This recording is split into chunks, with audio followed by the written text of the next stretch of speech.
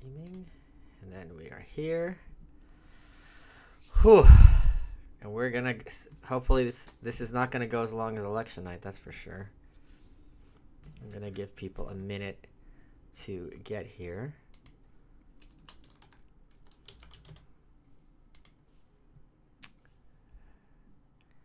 And then we could have a nice little chat with everybody. We're gonna give people a minute to get here.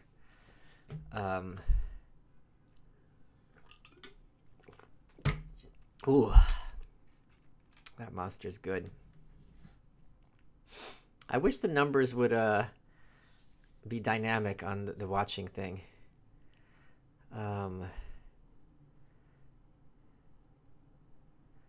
We have a lot to talk about after my trip to LA, which was super packed, super fun. I'm sure a lot of people will have questions to shoot at me, which we can do as well. Okay, we're up to 36. I'll give it a second. It's gonna get up to 100 in a minute, I'm sure. So, oh, you guys are seeing 83? It's only showing 36 on my end. Oh, hey, Chris. Well, thank you. This is for you. L'chaim.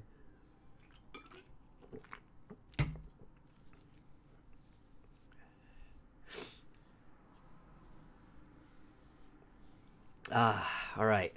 I don't know. Should I talk about Rogan first or the trip? Or I'll cover both at some point. I can go by the I'll go by my pictures too to remember what everything I did, because it was very, very action-packed trip, full of action and packing. I brought back, if you guys look at my Instagram, which is instagram.com Michael Malice, I brought back 6 bottles of breadcrumbs so that it goes as long as election night.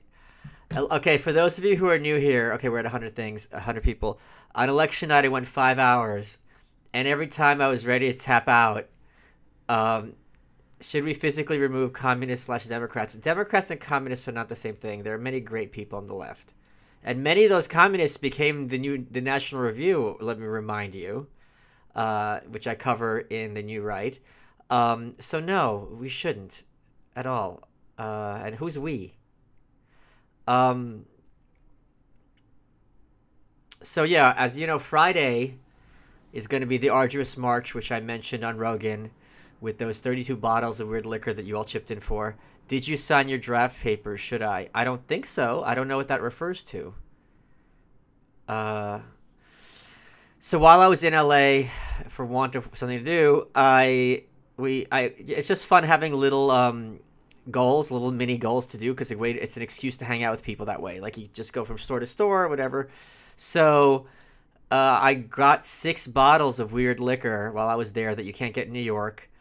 And if you go on my Insta, you can see them. And the thing that's weird about alcohol, you can't mail it across state lines. And what's even weirder is one of the distilleries I went to, where I got a hibiscus liqueur and a bitter poppy liqueur, they're not allowed to sell it for in-state consumption. If you're buying it, you have to tell them you're not going to drink it there, which was the truth. But it was so weird. So I was staying with my buddy Cole Stryker, who's an author, great guy. He's about to be a daddy or a mommy. No, it's a girl, so he's going to be a mommy. And he packed the box of the 6 bottles. He put these bubble wrap around it. And the TSA, you have to check your bag, which is a $25 fee. I did not know that. And then they fucking went in the bag, the TSA. But thankfully, it all survived in one piece. And now it's going to be in my kitchen with the other 32 bottles. And I've got my eye on a few more, which we'll get for the second arduous march, assuming Friday goes well. So just to remind you all, it's going to be streaming here. It's going to be streaming on compoundmedia.com. Me, 6 other guys, doing quarter shots. Hopefully we're going to get through all 32. If not, you have to take a shot of Malort to abort. And it's going to be I don't know what's going to happen. I don't think anyone has ever done anything like this. It sounds crazy as hell. It's nothing I would much more enjoy watching this than doing it. I could say. So we're probably going to start around 8 or 7:30 on Friday, because I think we have to pace ourselves, because I do want to try to get. I love how you said in Rogan that you don't care for arguing on Twitter, and Twitter Cretans still came to argue with you. Oh yeah, I mean, what people don't seem to understand about anarchism, because they're so used to the democratic model, is the idea that, well, you have to persuade a lot of people to agree with you. I don't have to persuade anyone, as like a clothing designer, that my clothes are better than clothes produced by the government. It's just, if they have their choice, they're not thinking in those terms. They're just thinking, I like this and it's cheaper. So the idea that you need persuasion is the democratic model, and the democratic model is something I don't agree with. So we're probably starting 7:30 to 8. To remind you all, it's me, Dave Smith, who's going to be super stoked about Mitt Romney being the new senator from Utah, Michael Wolf, strength coach, Jay from 4chan Mod, who was a guest on You're Welcome in the past when it was on Compound, Mott the Ginger, Simon the Immigrant, and Paul the NPC. I think that's everyone. So it's going to be one for the ages, I think, is pretty fair to say.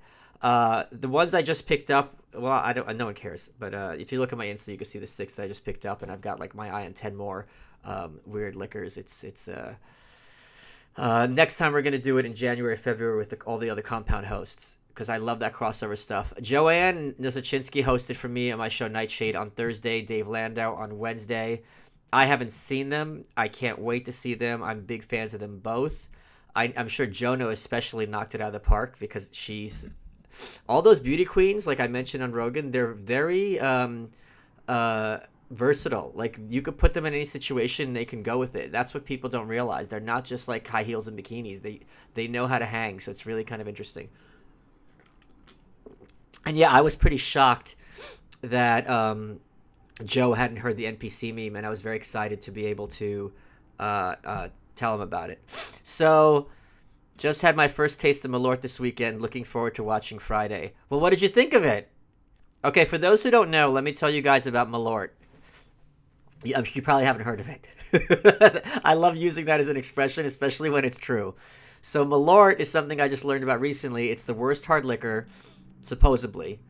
It's like a hometown thing in Chicago. There's something called Malort face. When you take a shot, you make this face. They gave it to some sommeliers, and there were a couple of articles, and the sommeliers were all disgusted by it.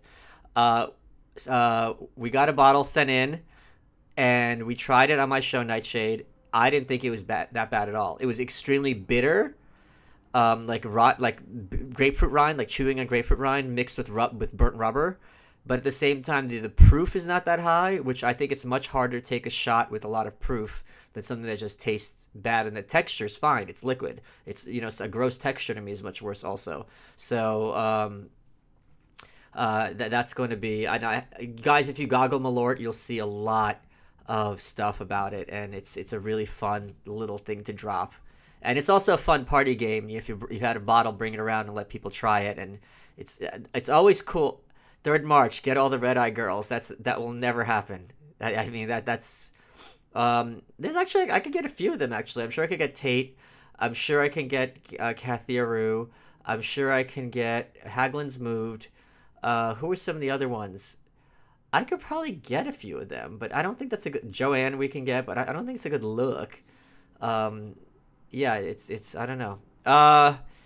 So I've said this many such times. You go to a party and you bring a bottle of liquor that no one's heard of. It becomes a point of discussion. It's very memorable. It's something fun to do. Everyone can... You look at it, you guess if you're going to like it or not, then you try it, then you try to describe it, because it's very hard to describe some of these things. So, yeah, that is, that's the Malort. So, let's talk about Joe. The aftertaste was the worst part of it. Yeah, that's the thing with the Malort. Like, you take the shot and it's fine, but it doesn't go away. And, like, I don't think taking a chaser would help, because it just lingers. So that, and it gets worse and worse. But it's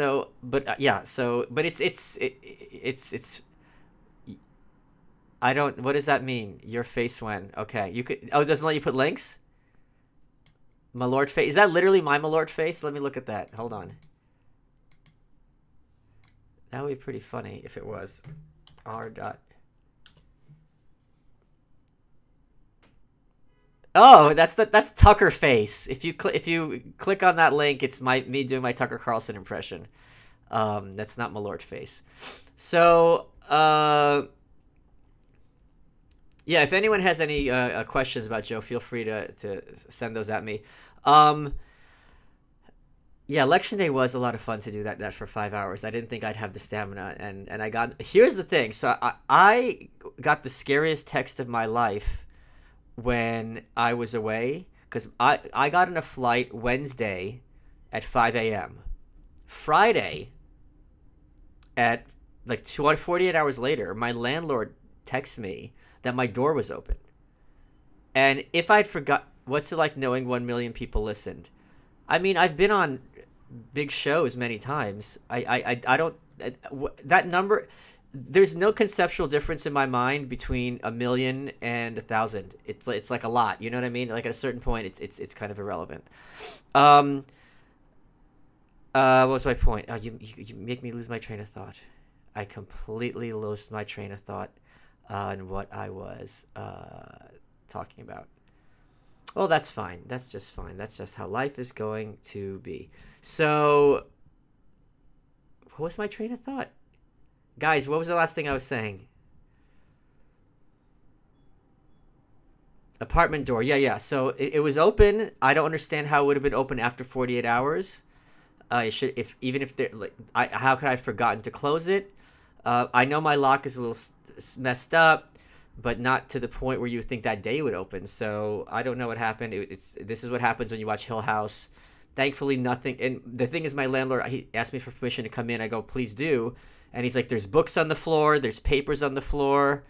And I'm like, yeah, that's normal. This is a bachelor's house. And I'm like, how would I... My house already looks like someone broke in, especially like when you're about to pack. You know what I mean? It's a complete disaster. Complete and utter disaster. I hear about Tucker Country Club incident. Is Avenatti a hack? I don't want to call him a hack. He's a fraud.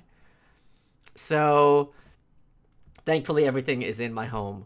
My clothes, my books, the despair. It's all here.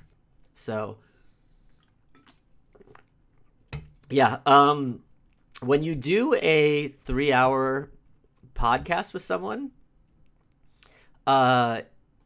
you kind of forget what you talk about the whole time.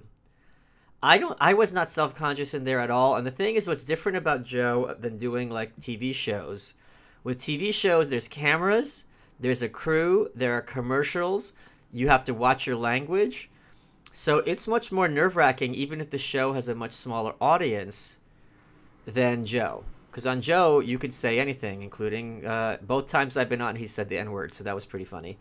It's also interesting when you're trying to anticipate what people are going to respond to and how they're going to react. It's hard to do. I did not want to go look at the YouTube comments, because YouTube is notoriously the worst of all the social media when it comes to feedback. And someone in my supporting listeners group said, no, it's like almost all positive, which is like unheard of. And I looked, but at a certain point, it's like 2,000 comments. I'm like, okay, I'm not looking at this. And they were really all, not all, but I mean, significantly higher. I'd say 90% positive or neutral. So I was like, fuck, that's absolutely amazing. So I was very happy to see that happen. I thought the vibe was a lot better than the first time I was on. It was much more camaraderie. And when the thing that was interesting to me is that after 2 hours, he's like, what else can we talk about? Which either means two things. It either means, okay, I'm bored and there's nothing else to say, or I trust and respect you enough that you can kind of take the baton of my show. And it was the latter, because I looked and the last few episodes ended after 2 hours. He was ready. He's like, okay. So he stuck through because he thought there was more to gain. So I took that as a huge compliment. I was very flattered. I mean, it was just a great experience, and I hope you all enjoyed it. From the feedback, it seems like a lot of people did. And a lot of people didn't, which is even better. I mean, as a troll, I absolutely love that people were flipping their shit at someone. I was called on Twitter And I hate it when people say, "Oh, both sides attack me. That I'm doing something right." Sometimes when both sides attack you, that means you're garbage. That's not at all an indicator that you are doing something right, at all. But it was funny to me about perception that I was called a commie, a libtard, alt-right, and a conservative. Those were the four, and I'm like, okay, that's pretty good. That I had the bingo card all set, because again, so many of these NPCs and just the masses in general have their binary worldview, and if you don't agree with me, therefore you're the only other option. They just don't understand nuance, or they don't understand. For example, they can't wrap their heads around someone who would have been like pro-life but for socialized medicine. Like this doesn't add up. They can't figure out where to place them. It's really disturbing. So yeah. Yeah, it was great. I was cool that he said I could come back on when the book comes out. I'm copy editing it now. Not copy this. Yeah, copy editing basically. This is I got the mock up of the book, and I'm just doing like changing commas to colons, that kind of level. So, how did you import fuck Trump and his stupid fucking wall? Okay, let me talk about that. I should have name dropped Brendan Sinnott on this. So apologies to Brendan. Brendan Sinnott was formerly on Survivor, and he co-founded Bare Naked Granola. And when I was talking to him, I met him through I think I met him through Stephen Fishbach from Survivor, who I'm buddies with, who is an amazing guy, really bright guy. And one of Brendan's points with how Bare Naked broke out was that he had friends and acquaintances and associates, whatever. First live chat. On Rogan, you said you believed me. Yeah, I don't believe that Kavanaugh assaulted her. I believe that she thinks something bad happened and she wasn't making this up out of whole cloth. That I think when people are being truthful and honest, that doesn't mean what they're saying corresponds to reality necessarily. And I'll say another thing, and I've said this on my show. I don't think it's at all implausible that in 1980, I did get the tour. It's amazing. I don't think it's at all implausible, and no one can tell me otherwise, that in 1980, some drunk frat boy type, and I'm not saying Kavanaugh, some drunk frat boy type would think it'd be funny to pin a girl down in a bed, and like he would think it's a joke, and then when she's freaking out, cover her mouth, and then when she's really freaking out, get off of her and never think about it again. I don't think that's remotely implausible. Does that mean he shouldn't be on the Supreme Court, or that it was him? No. But I'm saying the scenario she described, and I didn't get into it that much with her, it is not unusual or traumatic. So yeah. So I all these super chats make me lose my train of thought. God damn, I'm still a little jet lagged, I guess, from LA. Also having Alzheimer's. Those are the two big things. I also think it's bizarre. I mean, if people disagree, that's their prerogative. I think more people are honest and bad at recognizing reality than we realize. That's what I think. Bare Naked, right. So thank you so much. So Brendan Sinnott told me that one of his mechanisms for success of Bare Naked was having friends and acquaintances who ended up being ambassadors. Like, they were excited to be the first ones to know about Bare Naked Granola. They would tell their friends, and they would, thank you, Derek, that's very nice, thank you. They would, I'm just wiped, like my brain is going, I'm juggling a million balls. So, I do have a co-host. I do have a co-host. It's on a rotating platform. And those ambassadors for his product were very important for him to become successful. And I realized there's a lot of people like this. This works in any industry, whether it's tech, music, comic books, literature, TV shows. There are those people who pride themselves, and I'm one of them in many respects, on being the first to kind of learn about something, and then they get to be the one to tell other people about it, or they get to tell no one, and then it's like their own personal thing. Those are both kind of scenarios. I like to do both sides. I like it. I don't like it when people find out shit I like, but I also think certain things that I do like to evangelize. So last year I talked about Naked and Famous Denim, which I'm still a huge fan of, on Joe, because they're like the Willy Wonka of denim. Brendan Svark, if I'm pronouncing his name right, he's the CEO of the company, and Bezad, they're just putting out these amazing things and innovating denim. So I'm like, all right, I'm doing this arduous march. I went down the rabbit hole with liquor, as I discussed on Joe Rogan, and I thought, okay, I would love to be able to. I knew he would be into it because he's also a huge fan of creators and people who are innovators and breaking envelopes, because it's so annoying, and cynicism is the enemy. I agree with Camus. He talks about that all the time. Albert Camus, one of my favorite philosophers. And it's like there's so many people who are being creative, and like all they need to know is all that needs to happen is for people to find out about them, because they're breaking magic happened. So I contacted the company and I said, hey, I'm gonna be on Rogan. How do I get bottle your stuff? Because Fallen Pony and Charlene McGee I had, because there is, which side has more NPCs, right or left? It would depend on what you mean by right or left, but since our culture, it's going to be very close. It's going to be very close. Probably left, because our culture is left dominated. So I got the two, Charlene McGee and Fallen Pony, which were available in Brooklyn. Those are, I'm lucky that I live in New York City, so that's one of the two cities that had it.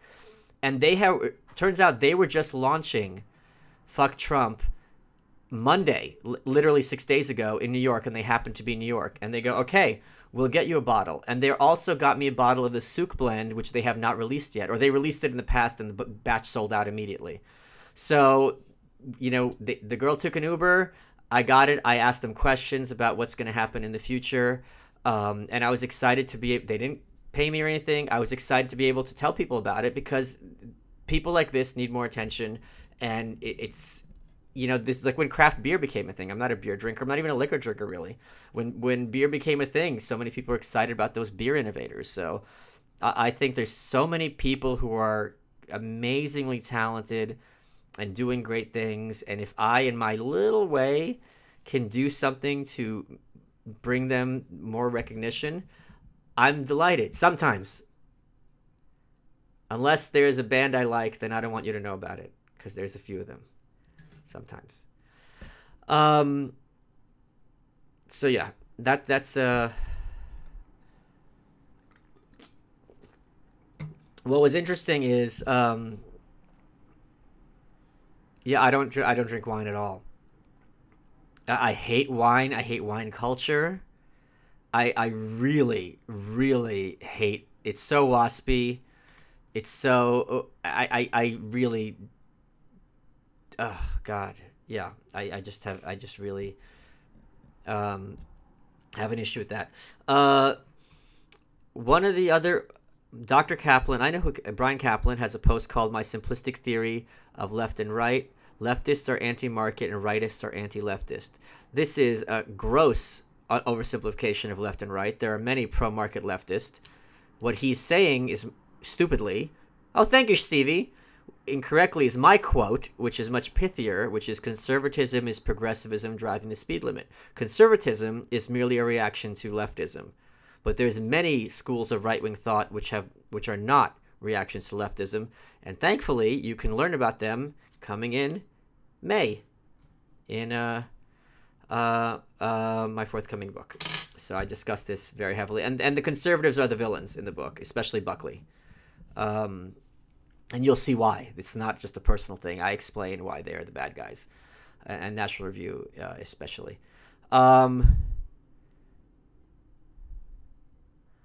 I didn't realize. I thought Owen and Joe Rogan had made up. I didn't realize there's a situation going on with them.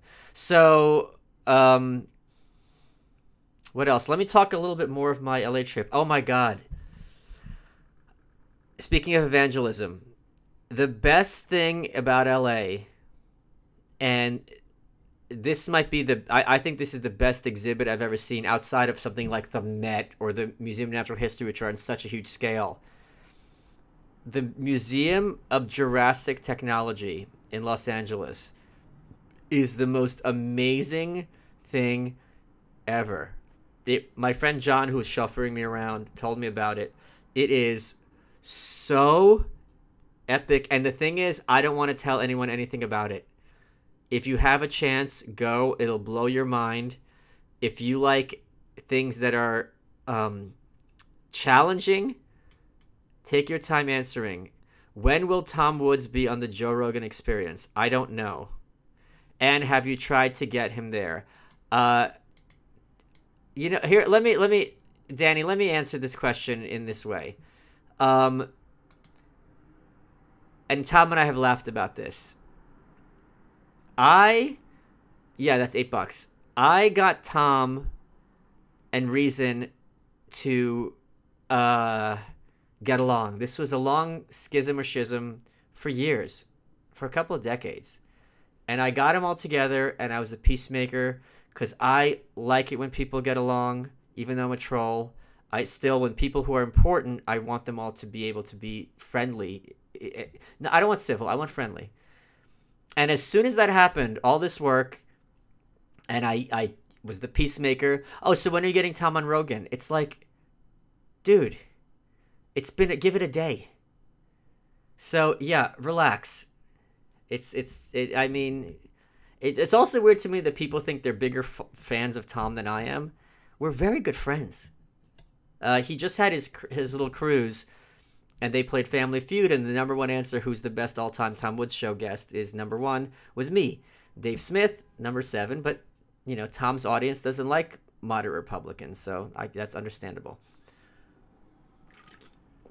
All right, Museum of Jurassic Technology. It is amazing. It turns out there's a book about it, which was like a Pulitzer finalist, which I did not know about. I can't recommend it enough. Let me tell you about some other things that happened when I was in LA. Oh, this was really, this was really, really fun. I went to, here's one that sucked. Voodoo Donuts. I love, again, weird food. Voodoo Donuts is on all those shows where they go to like all the desserts. And it turns out there's a Voodoo Donuts in LA. I did not know this. This was a happy little miracle. I was ecstatic. And I went there, and it fucking sucks. First of all, the first night, all the ones I wanted were sold out. Take your time answering.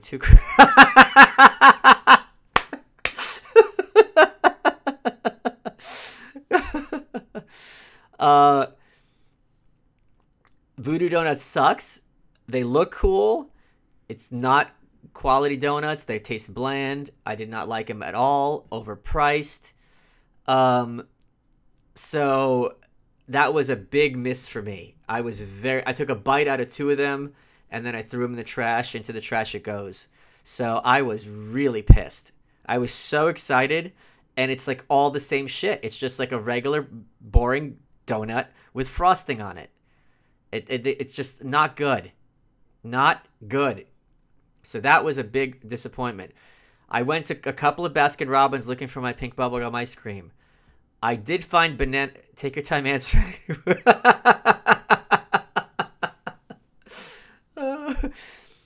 They did have banana nut, and there's a funny question... I just wanted to get your thoughts on the intellectual dark web. Voodoo on City Walk. I don't know what Voodoo on City Walk means. The Voodoo Donuts was the part of the Universal thing.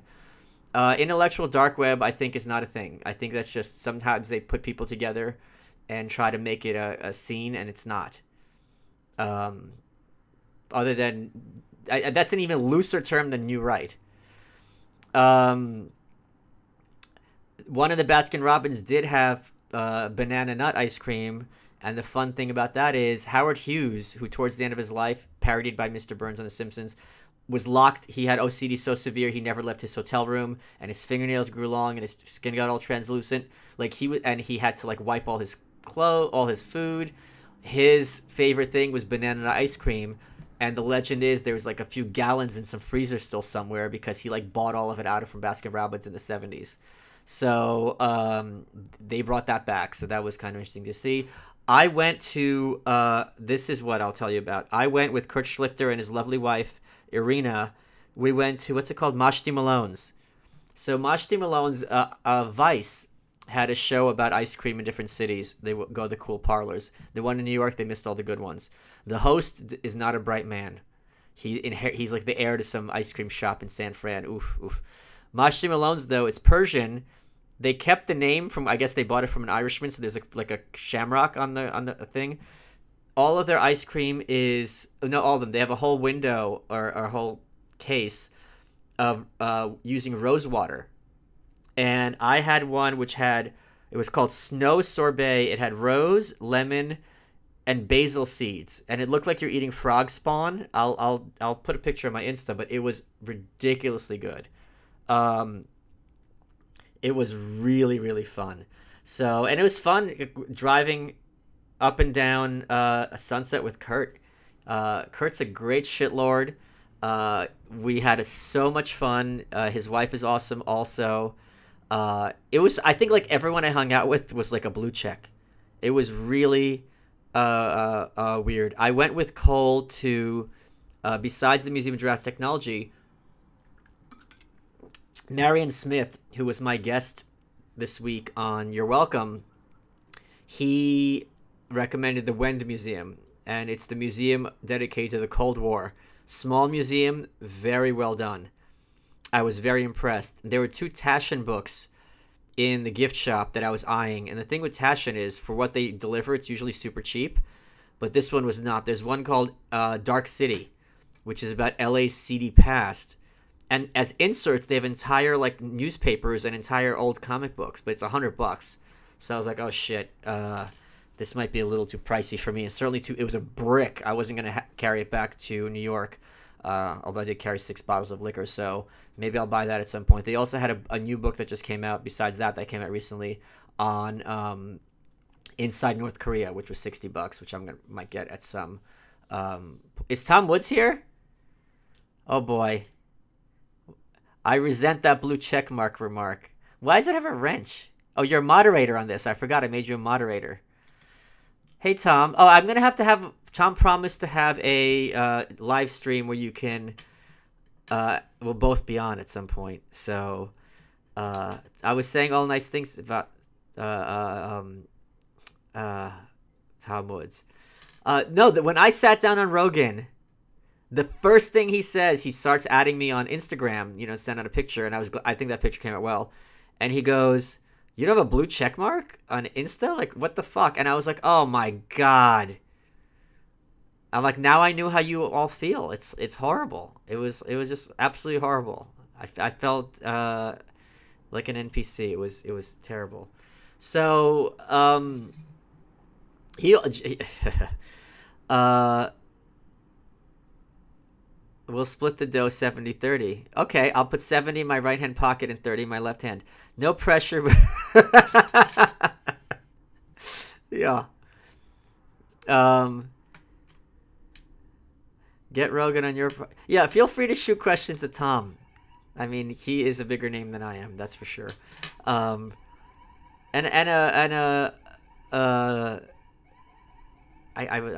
Tom Woods, when will Malice get you on Rogan, or vice versa? But someone thankfully tweeted out how to get verified on Insta, so I submitted that information.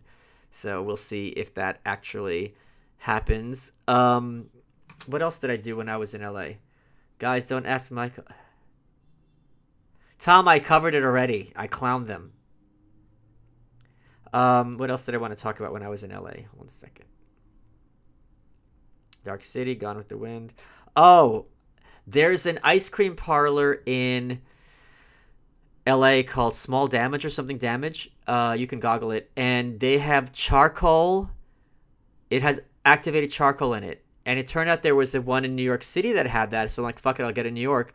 They banned it in New York, activated charcoal in your food. So they had to pull it. So I went to the LA one. As soon as I walk in, they go, here. Oh, first time here, I go, yeah. They go, let me give you samples. She gave me samples of all 4 flavors. It was a lava cake with the charcoal, jet black ice cream. It was really, really cool. What else? I went there. That's not interesting. This isn't interesting. This isn't interesting. Voodoo Donuts. I'm pissed. Banana Nut. Oh, Lucky Scent. So I went with my friend John, who, uh, holy shit, Jen, are you serious? Damn. Jesus Christ, someone hasn't read The Fountainhead. Wow, well, thank you so much. Um, damn. Uh,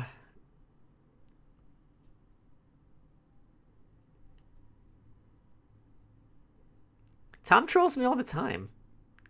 Um, Lucky Cent. So I went to thoughts on Florida election fraud. Tom, 0% taxes or you rewrite laws. Rewrite laws. I think it's more important that I can free people from jail than that I keep my money. That's an easy one. Um, how do I get unmuted on Twitter? How about I mute you on this too? There you go. Muted. I'm just here to watch. So, Lucky Scent. So, I went with my friend John, who knows nothing about fragrance. We went to the one in downtown LA, and the girl working there was just absolutely gorgeous. And, as importantly, she had a good sense of humor and liked my Make-A-Wish Kid jokes and my John Benet Ramsey jokes. So it was a fun experience. We just kind of dorked out about fragrance, and we're helping John pick out some scents, and I got some samples here. My friend Marcy is obsessed with this line called Zoologist because each of the fragrances is named after a different animal, and I thought that shit's so hokey.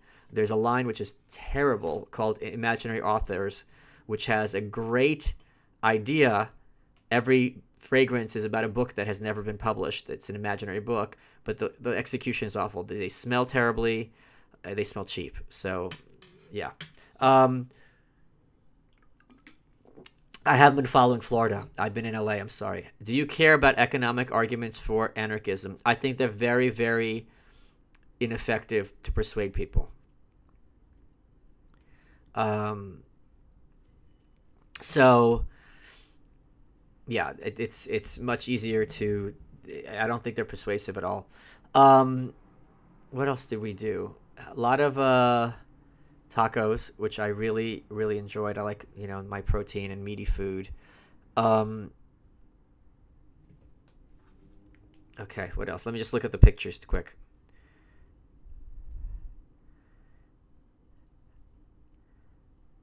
Just to see if I'm missing anything. We also went to Amoeba, which is this great record store, which is a lot of fun. I went to Sporty, which is a good sneaker store. Oh, let me tell you about Friday. So there's an artist. This was a really cool moment.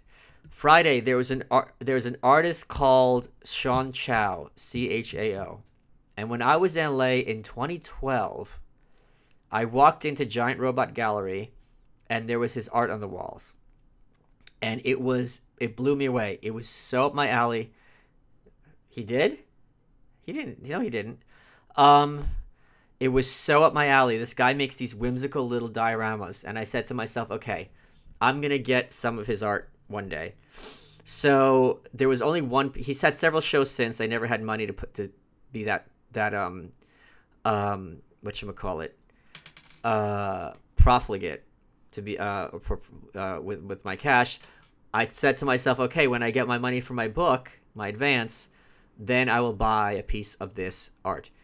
So I set aside money for his art, and it turns out the day after I bought my tickets for LA, he announced he was having another show while I was there. So the show was going to be on Saturday night, last night. And I thought to myself, wait a minute, let me find out when the art's going to be in the walls so I can get first dibs. So Friday, they actually put it up. So I got my ass to Giant Robot. There were only two pieces that I would have considered buying. Someone had already bought the first one, and I got to get the second one. And it turned out, so I go to pay, whatever, and the guy running the store was like, hey, I'm like, how do I get this to New York? I don't want it to be damaged. It's a diorama. And he goes, oh, you can't take it. Is someone really correcting your? Oh, you are getting shut up. You are annoying. Oof.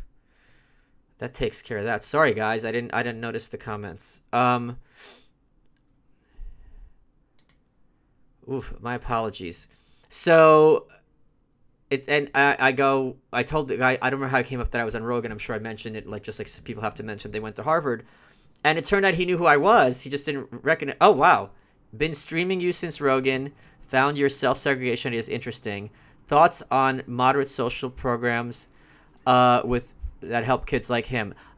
Holly, I am not at all in a position to give advice to someone with a kid with Down syndrome. But let me tell you this. If I had a list of government programs to eliminate, this is not. This is like the last thing. I mean, I think this is pretty unambiguous that what we need to do to help these kids has to be done.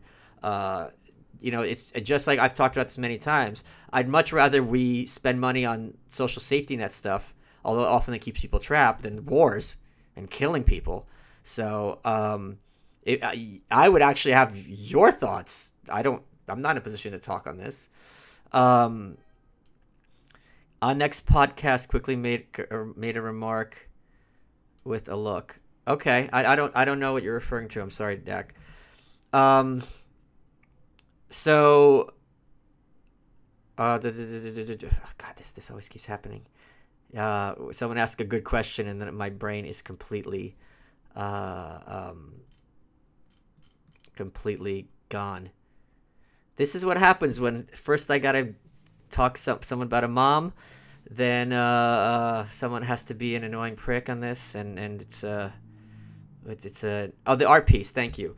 So the guy knew who I was. He's like, oh, you were on Rogan before. I watched all your. He's like, I went down a rabbit hole watching your videos. He was like very happy, and he had I'm like, how do I get this to New York? And he goes, oh, you can't.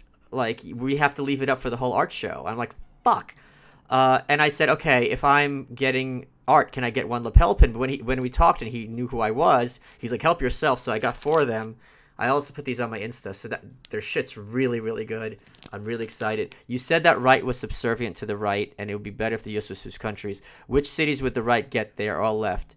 I'm kind of that. I don't know how the split would go. It's at least 2 countries. It's more like 5.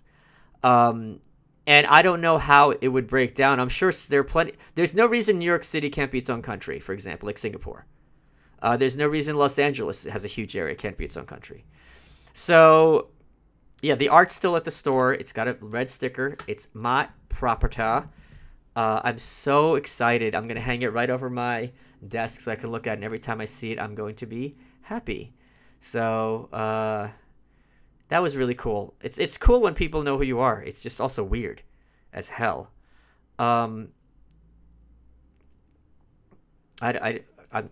I am a troll, so I don't know what I'm missing. I don't know what you're referring to on there over there. Let's make it an even 50. I don't know. Tom Woods. So yeah, that was that. I hung out with John Durant, who's a good buddy. It was a lot of fun. And then I was also terrified about missing the flight, but thankfully that happened. Ooh. So yeah, and apparently there was all this drama with politics while I was gone, but I was not checking that at all. So I'm sure I'll be updated by tomorrow for Nightshade, which will be fun. Rogan made a remark about you maybe being gay in his next podcast. On his next podcast? You mean the following one? He was talking about me on the next episode. Okay. Huh. Okay, that's weird. Enrico Morricone called Tarantino a cretin. Okay, cool. How often do people recognize you in public? Not that often. Maybe once a week, but more increasingly. It's always very nice. It's very positive. Yeah. I'm just curious why my name came up in the next podcast at all, but that's pretty cool. If they're uh, talking about me, that's interesting. Huh.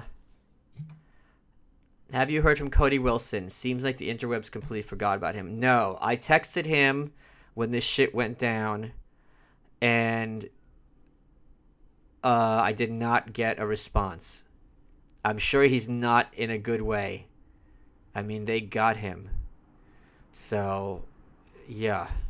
So, is it true? Are you gay? Why are you so interested? I'm not gonna fuck you. This is so interesting that people pay money to ask like questions like this. Yeah, Cody got arrested. Cody was he's been on both of my shows. I had an interview with him on Nightshade on You're Welcome, an hour long, and he's called into Nightshade as well. And yeah, and then people paying to ask idiotic questions. Yeah, yeah. So he's not gonna fuck you, dude. I said that already. Oh, Joe is talking about how smart I am. I wish someone had a timestamp. I don't want to wait through 3 hours. I haven't watched whatchamacallit, Dave or Joanne's episodes. I'm very excited to watch them. So yeah. Bring back Red Eye. Gavin brought back Red Eye. I haven't been asked to do it yet, but he has a version of it, like Compound Tonight, I think it's called, right? On CRTV. So yeah, that is that. What else did we do that was fun in LA? I had Armenian chicken with Kurt, which was great. I mean, it was Armenian food. I had tri-tip, which was excellent. We also went to Castle's Burgers, which was amazing. I love a good burger. I have not talked to. Did Dave do Dave's? God, I really got to watch Dave's episode and Joanne's episode.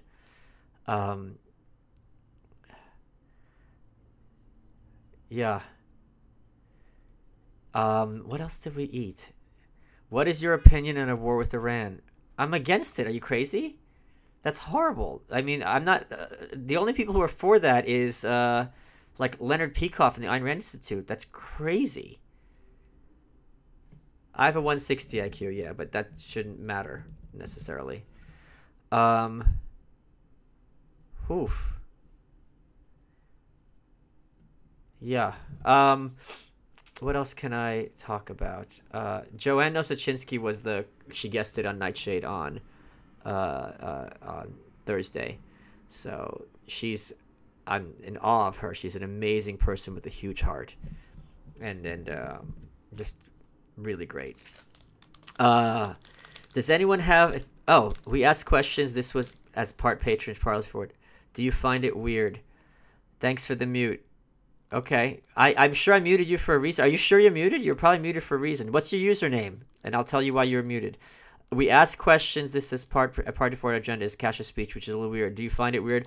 I don't find it weird, and this is why it just clicked in my head.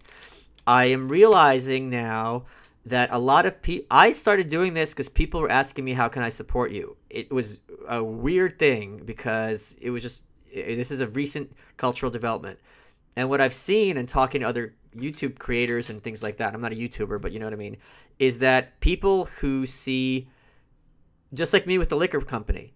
If there are people who think, okay, if someone is trying to push forward their ideas that they like, it's incumbent on them to have a little bit of support for them if they can, because that person is taking the bullets or promoting the correct idea. It's kind of like tipping your waiter. But it's even less, but that's kind of, you have to do it. So that's how I look at it. It's very flattering. I don't expect anyone to do it at all.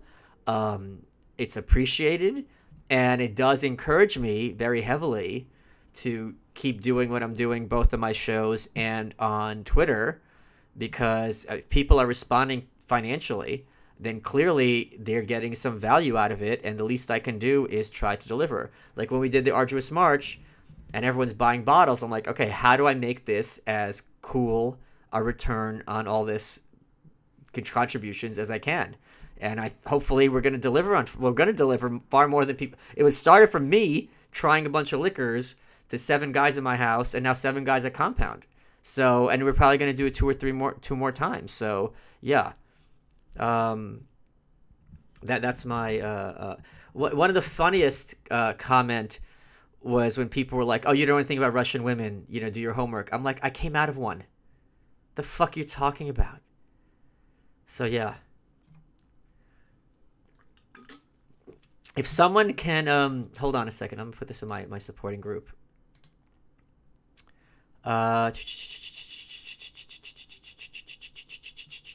One second. Here we go. All right, post.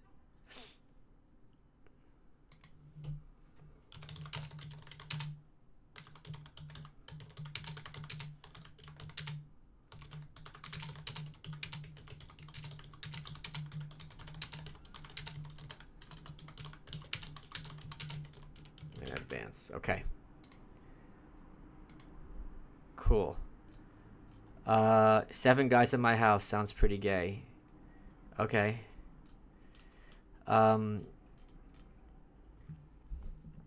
So yeah, I mean that was odd when people are like, "Oh, you don't know what you're talking about Russian people." It's like, kind of do.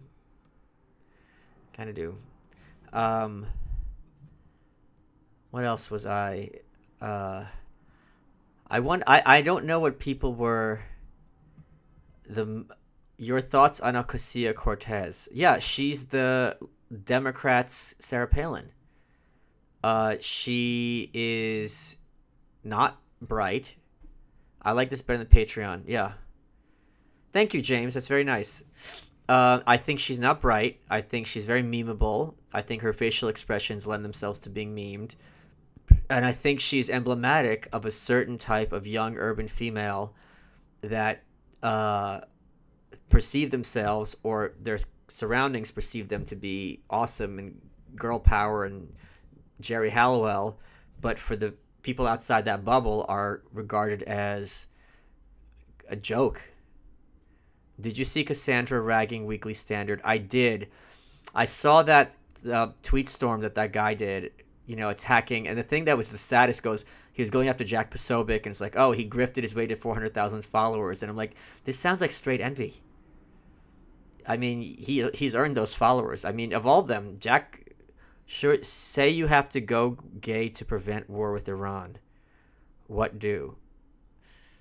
I don't see how that happens, and yeah. I mean, I guess that's the question. Is it incumbent on you to, if someone puts a gun to your head and say, if you don't have gay sex, people will die, would you do it? I think it depends on if you know the people, maybe.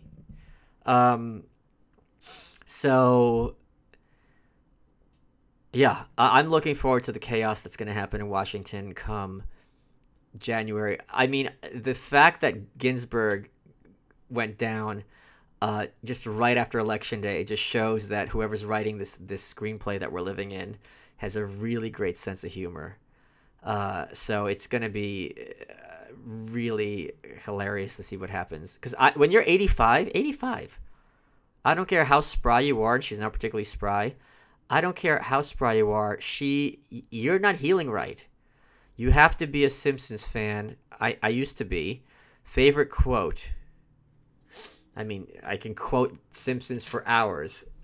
Favorite quote. I mean, that's tough. Give me a context, and I'll give you, or an episode. I'll give you one. Now is the time for my favorite part of the show. What's that say? Talk to the audience. Oh God, this is always death. Yeah, right about now, that's my favorite show. That favorite quote. I think I know that whole episode verbatim. Yeah. I'm curious what people took away from the Joe Rogan episode, because this is a good non-random sample. So, scariest 2016 Republican nominee. You mean Democratic nominee? The Republican nominee is going to be Trump. Oh, you mean who was the scariest? Let me get the list open. I don't know what you mean by scariest. Hold on. 2016 Republican primaries. It's not Jeb, because Jeb is a waste. Jeb was a big, fat mistake. By far, was Jeb. Who would be the scariest? I don't know what you mean by scariest. If the one I find I mean, Carly's Fiorina's pretty scary. Chris Christie's scary in his own way. I don't know if that answers your question, though. What's your beef with Jordan Peterson? Can't find vid. There's no beef. Where does that come from? What the hell? Thoughts on film noir, if any? Not a fan of old movies, but I've never seen a film noir. My beef. This is just so weird how it's like playing. Sometimes when you're in the public eye, it's like playing telephone. Like you'll say something and someone else says something, and by the time it gets back to you, it's just like, where's this coming from? So I don't. Wait, hold on. Okay, please clap.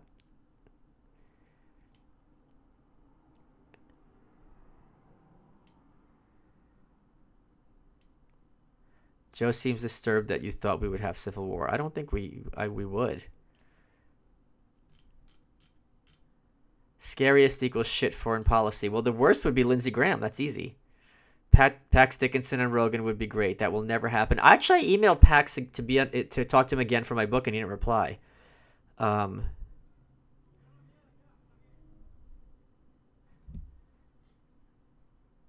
Yeah.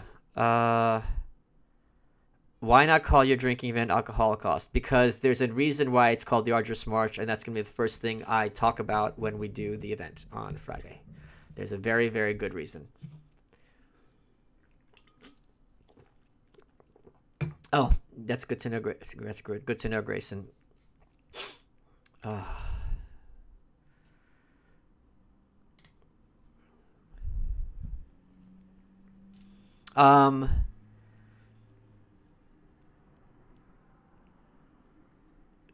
Your fans commented you would never have him on. That's not true at all. Holly, no need for apologies. I'm just saying that's not true. Thank you, Bantam. Now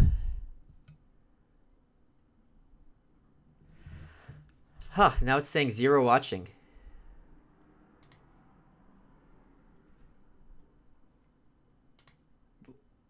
That's so weird. Now it says 0 watching. One time I was doing a stream and it basically cut out a couple times, so that was annoying. Hopefully I'm still visible. Oh, 594. Okay, it's back. It is back. What else can I talk about?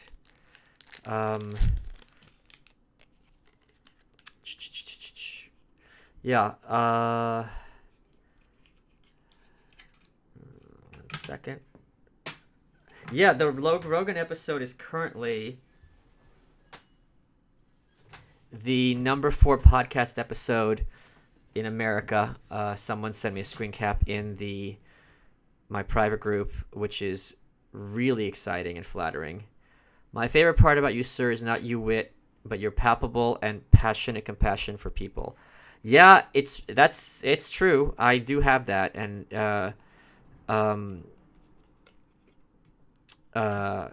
yeah, it's true. I mean, thank you for recognizing that. You need to be aggressive on Joe Rogan. He's let all his guests talk for longer. Maybe you shouldn't give advice for people who haven't asked about it. Maybe I know what I'm doing. So, just a possibility. So I'm not primarily an evangelist of an ideology at all. At all.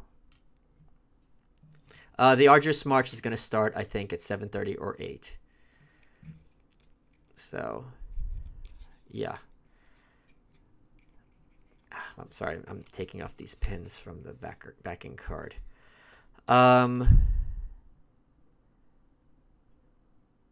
Yeah, I don't like stuff like this, so we're gonna hide this user too. I don't think Rogan was high. He didn't seem high.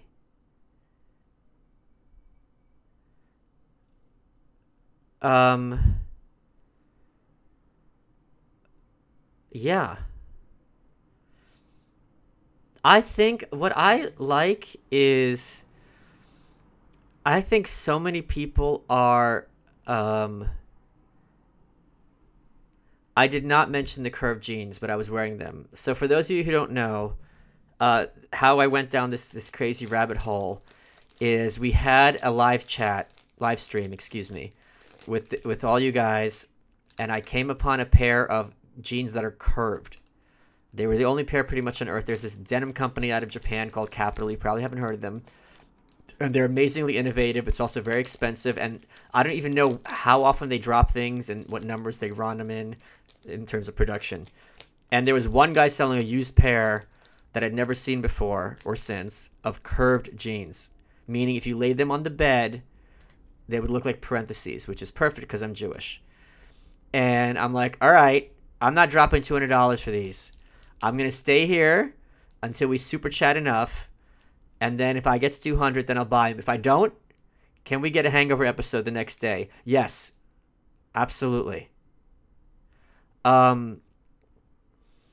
So I'm like, if we, like I said, we'll do a fundraiser. If we get to $200, I'll buy them. If we don't, I don't. And we did it, and I bought them, and now I wear them with pride, and they're getting a little tight. Feedback is not the same as advice. Let me make that clear. Sorry, Dak. It's not the same. There's a difference between I like this, I like that, and this is what you need to do. Would you be willing to do a podcast episode where you only talk about growing up in a Russian household? I did that with Kathy Young. If you look on You're Welcome, the episode with Kathy Young, that was pretty much about that. Lee, okay, so what Lee doesn't know is on election night, Drew White, I was sitting here and he goes, whatever contributions happen in the next 10 minutes, I'm going to match. So I got 250 and he matched 250. So it was crazy. It was absolutely crazy. Yeah. Turducken. I don't know what I'm doing for Thanksgiving yet. Huh. I'm excited. So I'm such an animal dork, as many of you know. So Tuesday on You're Welcome, we have Justin Silver. Thank you, Daniel. Do you collect anything? Oh, honey, who are you talking to? No, Kathy's on this one. Kathy's on gas. What was I saying? Yeah, I don't drink because I get mean and I get hungover easily. And I get hungover easily in the sense of it's psychological. So I get all depressed and antsy the next day. So that's why I never drink. Yeah. I can't wait to see Jonah's episode. We're at 600. I think that's the highest. Or maybe it hit 800 during election night. I don't remember. My understanding is when you do these live streams and you get above a certain number, then YouTube starts promoting it and people start coming in. Anyway, on Tuesday, we have Justin Silver. He's a dog trainer. He had his own show. He has a book called The Language of Dogs. He has a show on Compound where he's a comedian now. And I'm like, why are Canadian dollars worth less than US dollars? Because you're America Junior. So I have so many questions. Of course you're not muted. Why would I mute you? I have so many questions about dogs and dog training. And one of the big things I use in terms of persuasion, I think if you want to be persuasive to people, you have to study dog trainings. Because human beings and dogs co-evolved. Our brains are more similar than people think. And much of the techniques Cesar Millan used apply to human beings. Thoughts on RuPaul Christmas Special All-Stars Forecast. I'm so over... Okay, the drag and the new right, these are two things where I was there from the jump, and then now it's become Disney-fied, so I could not care less about all Drag Race at this point. Favorite new wave band? I'm going to go... There's the good answer and the other answer. It's going to be Blondie or Altered Images. Laura Loomer has been on You're Welcome. So anyway, Justin Silver is going to be on Tuesday. I have all these dog questions. You're not muted. Who is muted? That's not being muted. So yeah, I can't wait. That was a South Park episode, but yeah. 583. Whew. It's good to be back home in a sense. LA was great. I had the most fun on this LA trip of any LA trip I've ever done. Um, Definitely. And getting that art was so exciting. The other thing I have my eye on now is my favorite writer, E. Nesbitt. Probably haven't heard of her. Children's writer.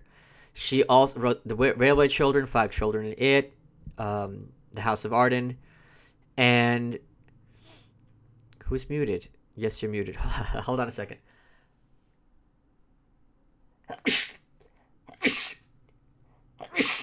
I'm allergic to you jerks. So she 20 years ago, at least 20 years, I can't get Super Chat to work. I don't know how you could get in Florida, Daniel. Why would I know how to do that? I don't think you can. She, for 20 years at least, the store had a copy of one of her books, like, for sale. I'm like, okay, someday I'm going to buy that. Someone else just dropped her own copy. Tom Woods needs to Skype in. He will do that another time, I promise. Someone dropped her own copy of her book. She was one of the early Fabians, which became the Labor Party. She was a big socialist. This is in the 1890s. Her book, Ballads and Lyrics of Socialism. It's all her stupid poems about socialism, but it's her copy. So I'm going to get that. It's the next thing I want to buy, plus a piece of North Korean art. So those are the next two things I really want to get to add to my home. And that's going to be really exciting. But I can't wait to get this piece of art. It is so in my house, in my stubby little hands. It's going to be absolutely wonderful. Loved you on Rogan. Thoughts on the Young Turks? I don't follow them at all. All I know about the Young Turks was that election night video. I loved it when Alex Jones trolled him. I don't know how to even pronounce his name. I bet you that if Need 5K Plus to be promoted, I think you would like film noir. The thing I don't like about old movies is the pacing. So I can't take it. I'm a futurist. I'm a fan of the futurist art movement and also of contemporary stuff. So I can't handle it. Yeah, there's a guy in Italy who has North Korean art for sale. I've got my eye on a piece. I'll even show it to you. It's called hold on a second. Like the pieces I asked him about like 4 years ago are sold, but this piece is great because it has the hotel I stayed at in the background. So that is what I have my eye on. And it's a painting. So, because a lot of their paintings are like construction, but people are smiling. I don't like that. It's too, whatever. Justin Silvers has a show on Gas, not Compound. Cenk Uygur. I don't need to know that. I'm happier not knowing. Like, the first person I ever blocked on Twitter, I had written that I don't know how to pronounce. I want to die not knowing how to pronounce Anais is the writer's woman, her name. And someone's like, oh, this is how it's pronounced. And I didn't read what they said, and I blocked them. Because I think in their brain, as soon as they hear doesn't know, they added it. I'm like, you just did the exact opposite of what I wanted. So, yeah. Cenk Uygur. It's also like, I only know how to pronounce Plaid Cymru, which is the Welsh party. But any recommendations for buying art on a budget? This is the first piece of art I bought. Is this piece I bought over the weekend? Other than a painting, I have I have a painting and then I have a framed print in my bedroom. But I don't have any. No, I don't know anything about art. So I have no recommendations. You know what? I do have a recommendation. I have a great recommendation. Buy a Taschen book. They're usually $20 to $40. Pull out a page and frame it. Cheap and easy. That's what you do.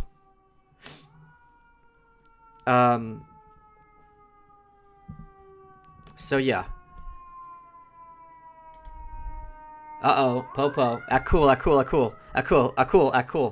Okay. That's scary for a second. Good times. Okay. Does anyone have any other I got through November not knowing what gas stood for in Gas Digital.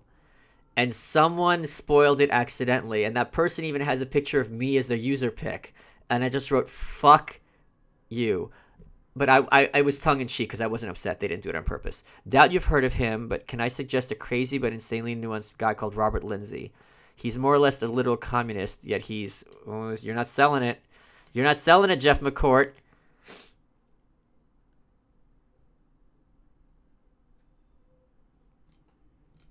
Let me look at him on Twitter.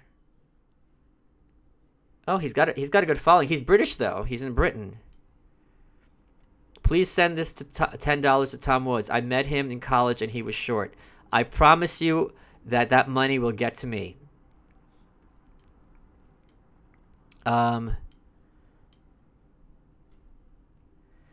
Louis J. Oh God, Ingmar Bergman didn't direct Gaslight. It starred Ingmar Bergman. Thank you for that correction. Yeah, I knew there was someone in Ingrid Bergman. Oh, that's stupid of me. Okay, so yeah, apologies.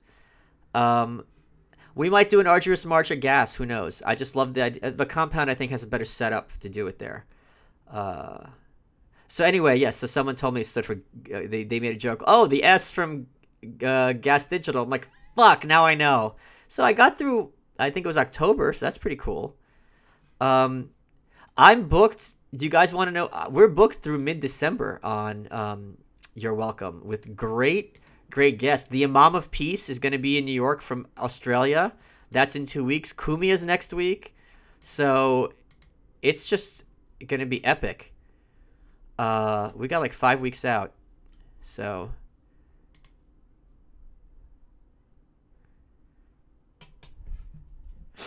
oof. Yeah, I make the joke that it's called Compound Rehab. 1 second. I'm going to blow my nose. Oh, good times. Good times. This is the first time... I don't play RPGs, no. This is the first time that I've gotten on a plane and I haven't gotten sick. So I'm actually ecstatic. And oh, so yeah, Ralph Sutton won the advice piece of Ralph runs Gas, but he hosts his own show as well. One the piece of advice Ralph said to me is have a couple of episodes in the bank in case people flake at the last minute, so you're not scrambling. Because I was scrambling with him, even though the episode worked out very well, I think. So now I have Alan Bakari. I taped his. That's going to be in the back burner. Because Sargon flaked, and so did Owen at one point. He just booked a flight the same time. And back on the other show when I was at Compound, Chadwick Moore had flaked. So he's like, oh, I didn't realize your show was an hour and something else. Opinion of Vladimir Makarov. I have no idea who that is. Never heard that name before. The S stands for Sutton. Gomez and Sutton. GAS. Gomez and Sutton. So yeah. Whew.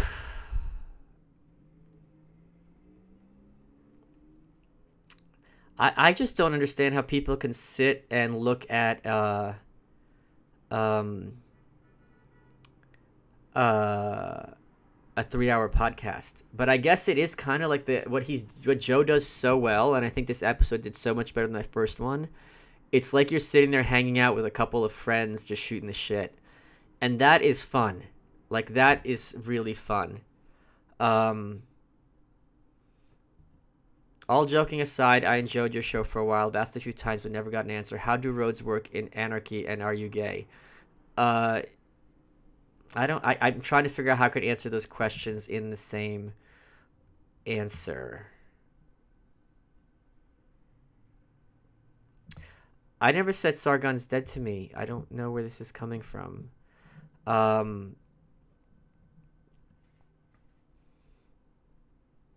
This is interesting. I like the idea that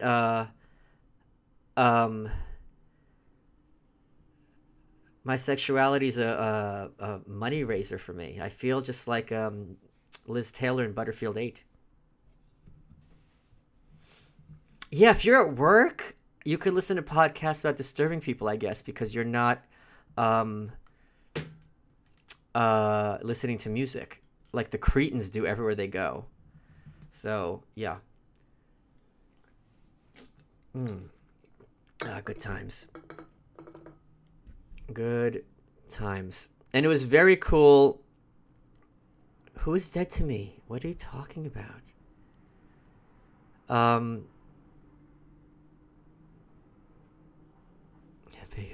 Car Rides a Podcast. Yeah, I don't drive, so I actually have a great line in the book about. Yeah, I do like these rumors, Daniel. You're absolutely right. It's Has anyone in National Geo? Maybe you muted MM. No one muted me. I don't know. I don't know what's going on here. I haven't watched any of the shows really on. I haven't watched the fair one, but everyone at the office seems to love it. So, and I can see why. The podcast room does not smell like weed at all.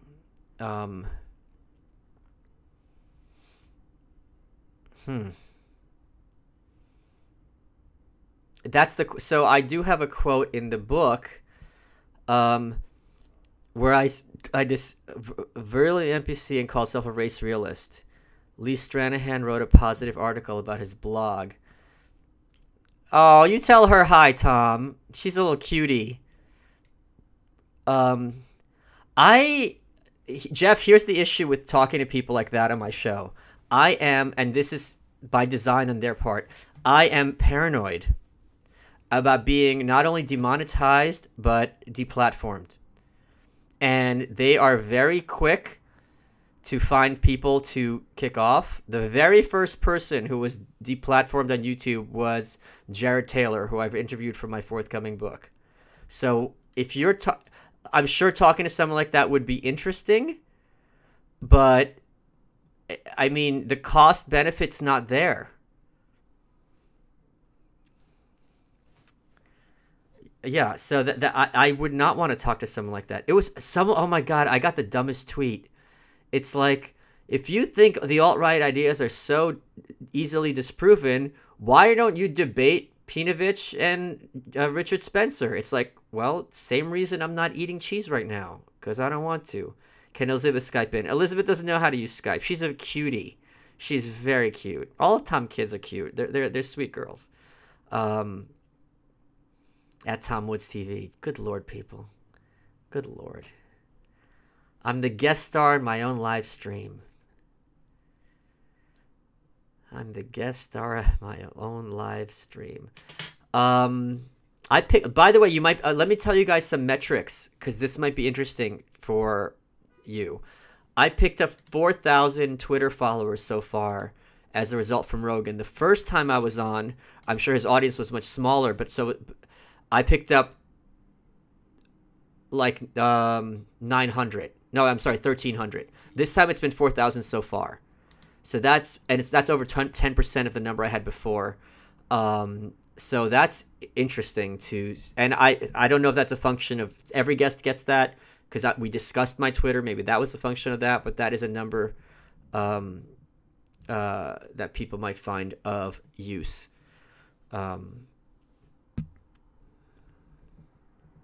Interview Tom Woods' kids and discuss the Hamilton debate. Tom and I have been talking Hamilton a lot recently. Yeah, 4K. So at a certain point, things start snowballing. And, oh my God, by the way, Kurt Schlichter. Not only is Kurt Schlichter fucking hilarious, he is a mensch. Because he was on the McLaughlin group, the reboot, which I am a complete bucket list. I'm so obsessed. And he tried to get me on McLaughlin group. And I'm like, oh my God, like, I can't think of anything, like, any show I'd rather be on. Like, any. So have you had a communist on your podcast? Yeah, I talk to conservatives all the time. So it's, if that happens, holy fuck, if I get to argue with Eleanor Clift, oof, that's so exciting. I don't know why Radley unfollowed me. You'd have to ask him. I'm sure. He's very, very anti-Trump. So any of my like Trumpy kind of like anti-Trump is probably gonna piss him off. I don't know. Radley Balco could do no wrong as far as I'm concerned. I think he's done so much important good work, and his book, Rise of the Warrior Cop, is a masterpiece. So I can't. He can do it. He can spit in my face. It's fine. Um, I talk about the McLaughlin Group in the book because after Buchanan won New Hampshire in 1992, they did a sketch of the McLaughlin Group clowning him, and I talk about it quite a bit in there. So, yeah, what do you guys like best about Tom Woods? Is it how erudite he is?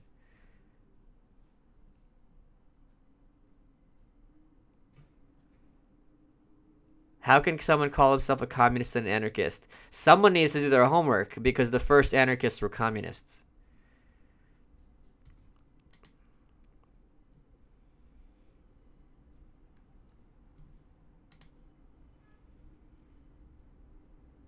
Oh, it's such a good book and so important.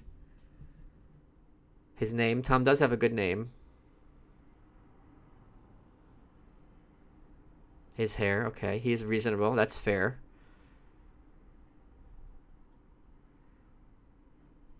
He is a mensch, that's true. The ebooks, okay. He's a sincere anti-racist. He's a TDS anti-Trumper also. Okay. Tell Rogan to get Tom Woods on the show. Maybe telling is not the right word here. Jeff, I'm not really... hold on, let me look this guy.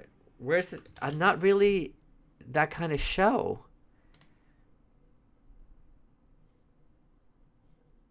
It's... I think talking about race and IQ is such a red flag. And I don't think it's interesting.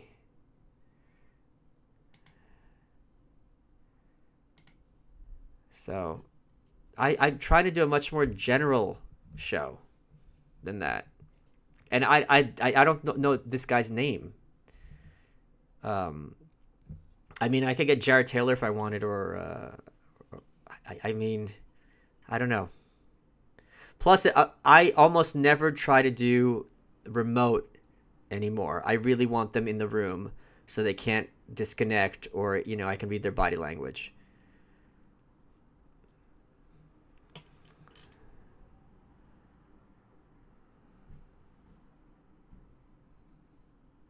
I do. I'm wearing Heshi socks right now. I do enjoy my Heshi socks.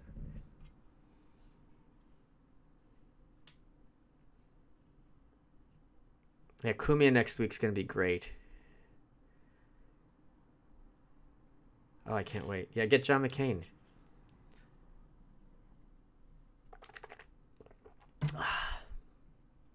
I've been in Jared Taylor's house. There's a whole chapter of him where I'm gonna do the Jared Taylor impression when I do the audiobook.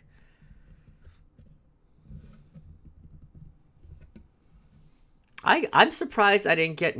Take care, Tom. Your Facebook friends are wrong about Malice. No, they're right. I'm the most popular guest. Potato chip. Those potato chips sold out immediately. Pringles is releasing a line of 3 Thanksgiving potato chips. There's one that was dressing flavored pumpkin pie, and funny third one. I don't remember what it was. And I went on at midnight. I remembered at 12:30, and they were all gone already. So that fucking sucks. Colin Flaherty and Ron Bennington. That was funny. That was funny. Yeah.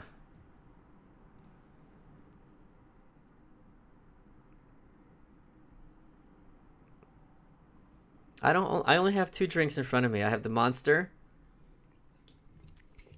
which is done, and then I have my Kool-Aid. And that's that. All right. I should have talked more about North Korea when I was on Rogan, I think. That would have been a good idea. Yeah, Jeff Flakes and ANCAP. Yeah, I definitely don't... You want to see the Heshi socks? I'll show you the Heshi socks so you know that I'm not joking. There you go. I never know where to hold them.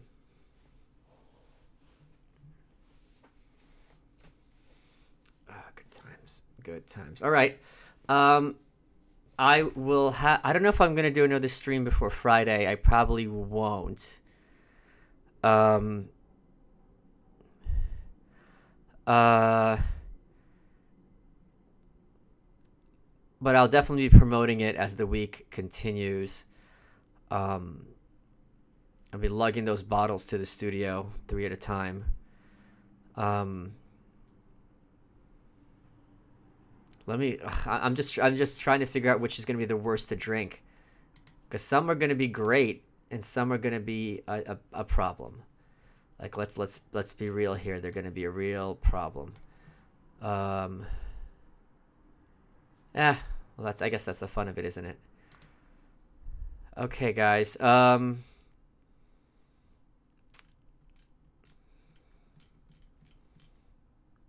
Tits or get the fuck out. Well, I guess I'm gonna have to get Rogan to get Pinochet. I was just copy editing the section of Pinochet in my book. The drinking stream will be on here, Michael Malice Official, and on Compound. So you can watch it free, and you'll be able to super chat us questions. The control room guys will be able to read them for us or whatever. It'll be free. It's free. It's free. You can watch it for free. Oh, that snake wine. Ooh, that was the next day, man. It was percolating. I'm not gonna lie. It's gonna be posted, yeah. I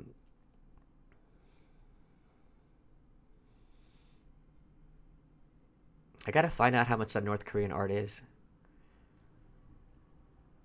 I also wonder which would be next. The book's got to be more important than the art. I'm surprised more people didn't pick up on me and Joe talking about prison reform, because I thought that was probably some of the most important stuff that we discussed. And that's something I do think. Give us a your of your mom's condo. I don't know what that means. I think the thing when you're talking about American secession or issues like that, people have such a visceral reaction against them that it's important just to drop the seed and let them stew on it. Did you interview Pat Buchanan for your new book? No, I have not, but he's in it pretty extensively. Very extensively, in fact. Yeah, the Streamlabs link is right under is in the description that people can use. Give us a tour of your mom's condo. I don't know what that means.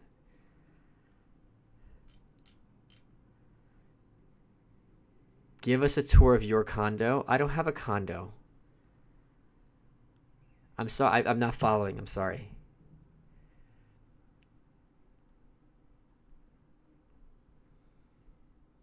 Who's Big Herc? Oh, I know that guy. I've seen references to him before.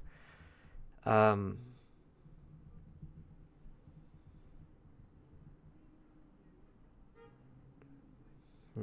Okay. I'm gonna bounce in 5 more minutes. Unless. What else can we talk about with LA? Oh, my haircut. That was pretty funny, huh? Would you go on Survivor? You'd do well. I don't think I would do well. I know a lot of people who have been on Survivor, and I don't think I'd do well at all. I think I'd be very easily seen as a threat, and I wouldn't be able to keep my mouth shut. And I would be very physically uncomfortable, and that would be a problem very quickly.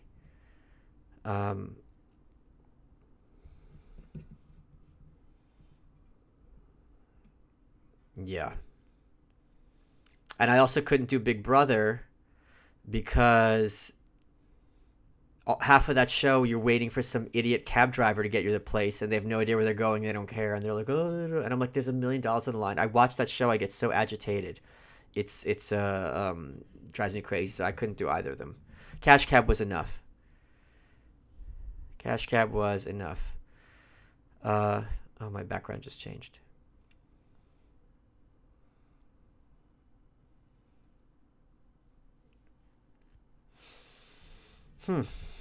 What is Jim Goad's most incisive analysis? Oh, that's easy. That Jim has a chapter in my book, and it's about his incisive analysis is that what most Americans perceive of as racism is actually classism.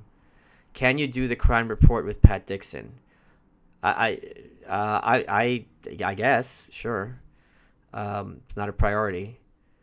Um, yeah, Amazing Race. I meant. I'm sorry, not Big Brother. That's a brain fart.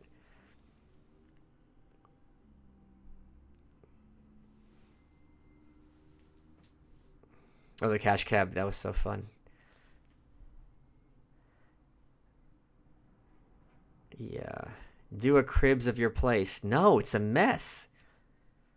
It's an absolute mess. He doesn't focus on race and IQ, though. He writes, I'm being pushy because it'd be incredibly interesting to see him talk with X. Jeff, but he's not a big name. Do you see what I mean? Like, I don't. I'm. You know. Eliza Orleans, to get her shout out. She's a great. Oh, I'll talk about this on my show tomorrow. I just had a little bit of rage on. I don't know anything about cash bail, but I'm sure I'd have the leftist position on it because I think this is them from. I don't know enough about it, but I'm sure this is them being shady and kind of forcing people out of using force in a way, whatever they talk about. Um, I don't. I mean, I can get a hold of Roger Stone. It's not an issue. Um, that was a great idea. You and Crime Report would be beautiful. I've never seen Crime Report. Um, so it's not really a huge. If I could plus 100,000 Twitter followers or $10,000, I'll take the cash. You always take the cash. That's an easy one for. That's an easy one. I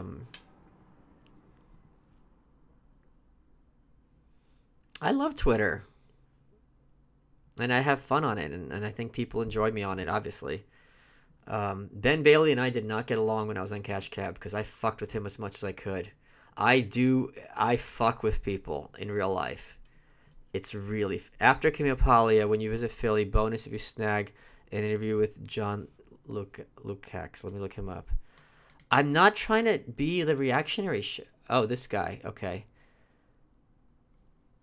He's 94. Literally 94.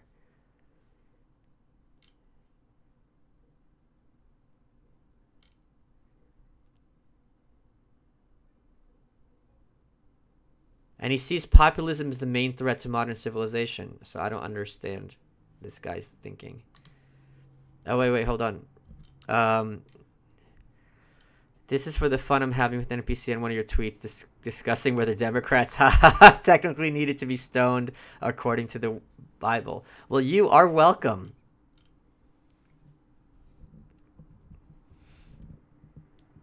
I don't know who Dak, I don't know who your Twitter handle was. Are you Garbage Humans?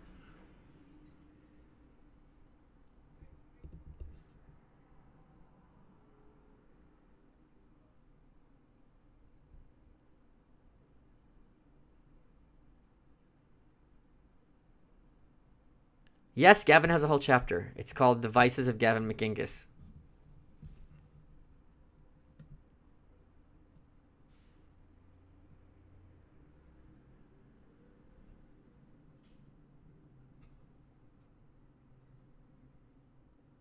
Okay, what was your username that you got banned that I followed you? All-time favorite socialist intellectual / writer. It's probably got to be Mises. No, it's got to be Camus or E. Nesbitt's my favorite writer, so she's my favorite socialist writer.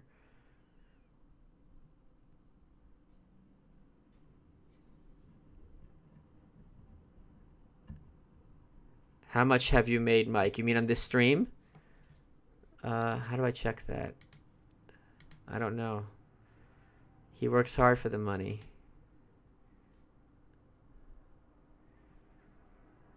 I have made... Whoa. More than I thought. Favorite show you have been on? That's a great question. I can't. My website's updated, so I don't know what you're talking about. I did not read Kill All Normies. Who's my favorite show I've been on? Thoughts on Ben Shapiro do debates. I have only done one debate. I'm not big on debates. Ben Shapiro, I don't know that much about him, surprisingly. He's doing very well for himself. Um, I think a lot of people would like, if my profile got bigger. Um, Obscure Niche is not a draw card. I know you're saying how like someone gives me credit for having these type of people on, like it's like Jim Goad's like that, right? Like he's a big name in that world. Um, what were we just talking about? Hold on a second, let me sneeze. Whew. Oh my god. Yeah, someone should super chat asking me if Ben Shapiro's gay. Um, Oof. Please make gifs of me sneezing because it looks hideous.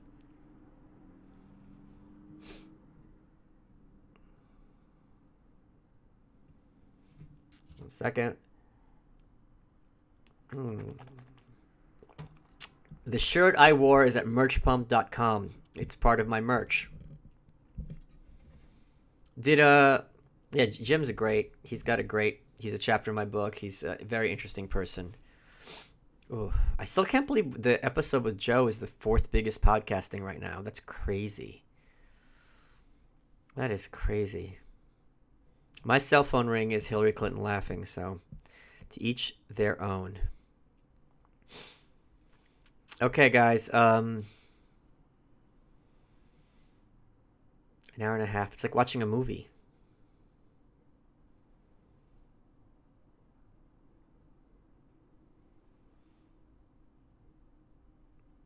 Yeah, I know what I was saying a second ago is I think the internet merch pump here. Hold on.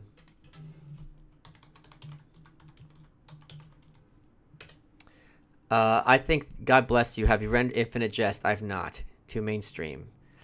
I think once my profile gets a little bigger, I think the internet would love it if me and Ben Shapiro sat down. That would be insane. I don't know who Robert Higgins is. Abrupt stream offline message. I don't know what that means either.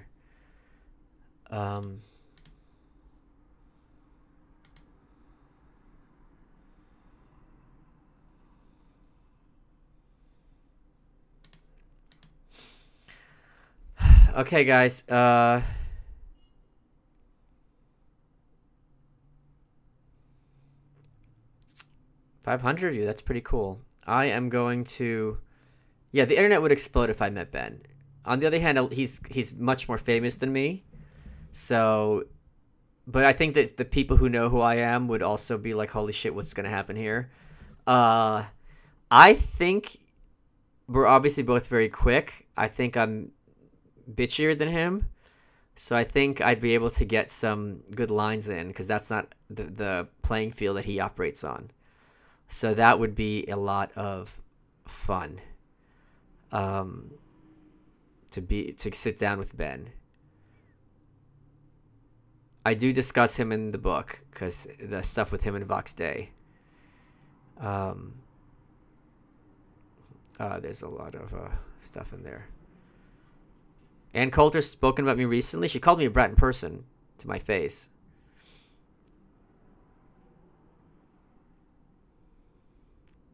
A tattle. I don't know what that means in this context.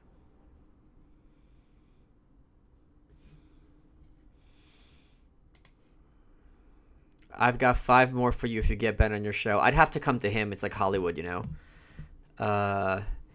He wouldn't do my show, and I don't blame him. Michael Knowles and I follow each other, yeah.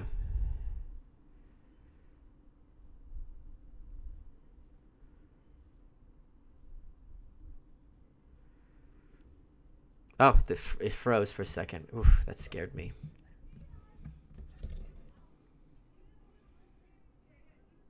Ann Coulter's not that tall. She's probably 5'10".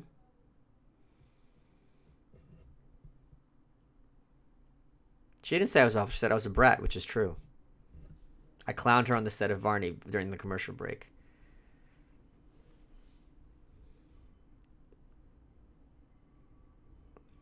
Okay, I am going to... Michael Tracy, let's see if he unfollowed me, because everyone's yelling at him to follow me, and he finally did it. Yep, he still follows me. Whew. I gave him the shout out on Rogan. Well deserved. Well deserved.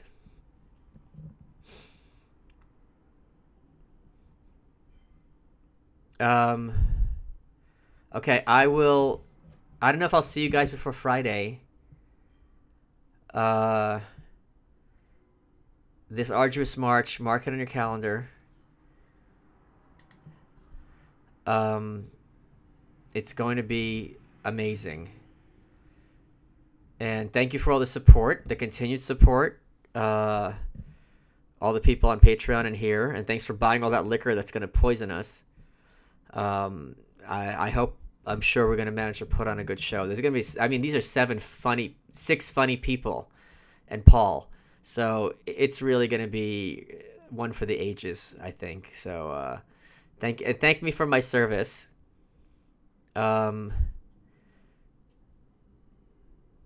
Yeah. It's good to be home. God, I had such a great trip. It was such a great trip.